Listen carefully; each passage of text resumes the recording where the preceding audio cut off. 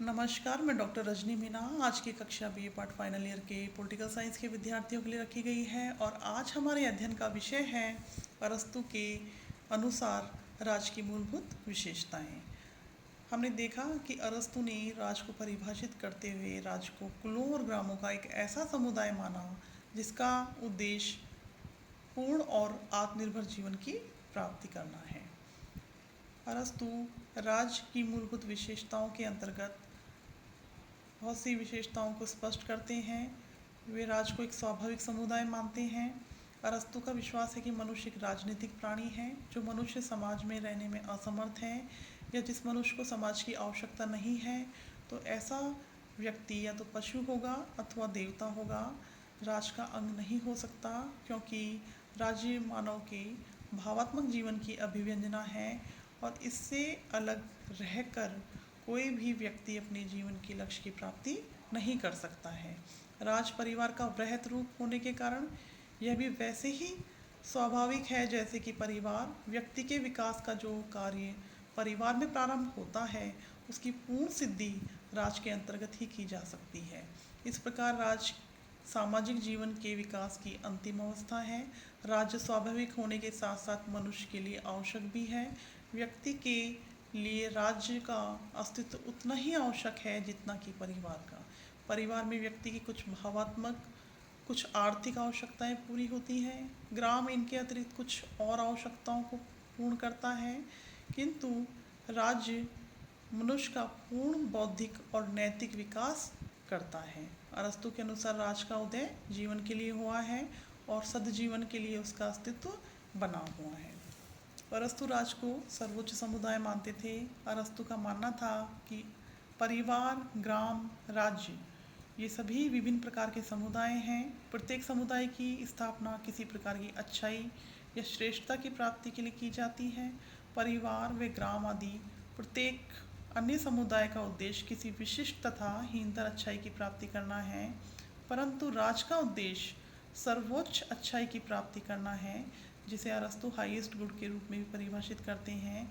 अतः स्वाभाविक रूप से राज्य समुदायों का समुदाय मात्र नहीं है, वरन वह तो सर्वोच्च समुदाय है। राज्य मनुष्य की सामाजिक प्रवृत्ति के विकास की चरम सीमा है और व्यक्ति के भौतिक, बौद्धिक और नैतिक व्यक्तित्व का पूर्ण विकास राज्य के अंतर्गत ही संभव है।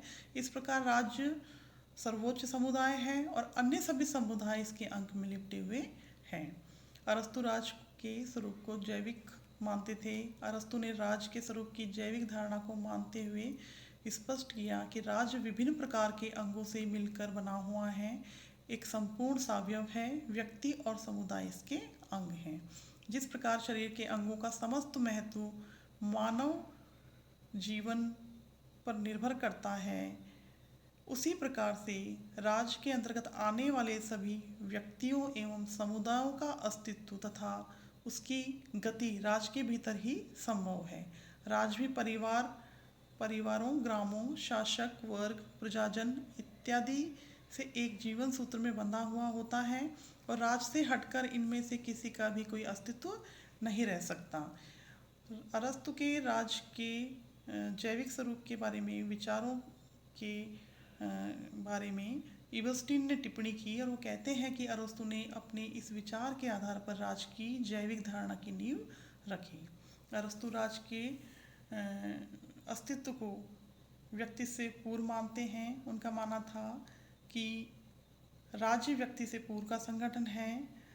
अरस्तु ने राज के प्रश्न पर विचार करते हुए कहा कि राज व्यक्ति से पूर्व संगठन है। ऐसा कहने में अरस्तु का तात्पर्य यह नहीं था कि ऐतिहासिक दृष्टि से राज का जन्म पहले हुआ है, वरन उनके कहने का अभिप्राय यह था कि ऐतिहासिक दृष्टि से राज का जन्म पहले ही हो चुका था, क्योंकि राज एक पूर्ण समुदाय है। व्यक्ति केवल एक तत्व मात्र है और पूर्णता पहले आती है, उसके बाद अंग अस्तित्व में आते हैं, इसलिए राज व्यक्ति से पूर्ववर्ती संगठन है।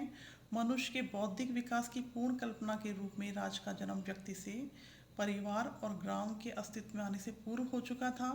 अरस्तु का कथन है कि समय की दृष्टि से परिवार पहले है, परंतु प्रकृति की दृष्टि से राज्य पहले है।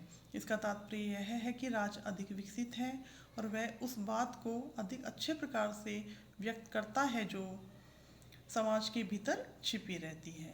इस प्रकार से अरस्तु ने राज के अस्तित्व को पहले माना व्यक्ति से।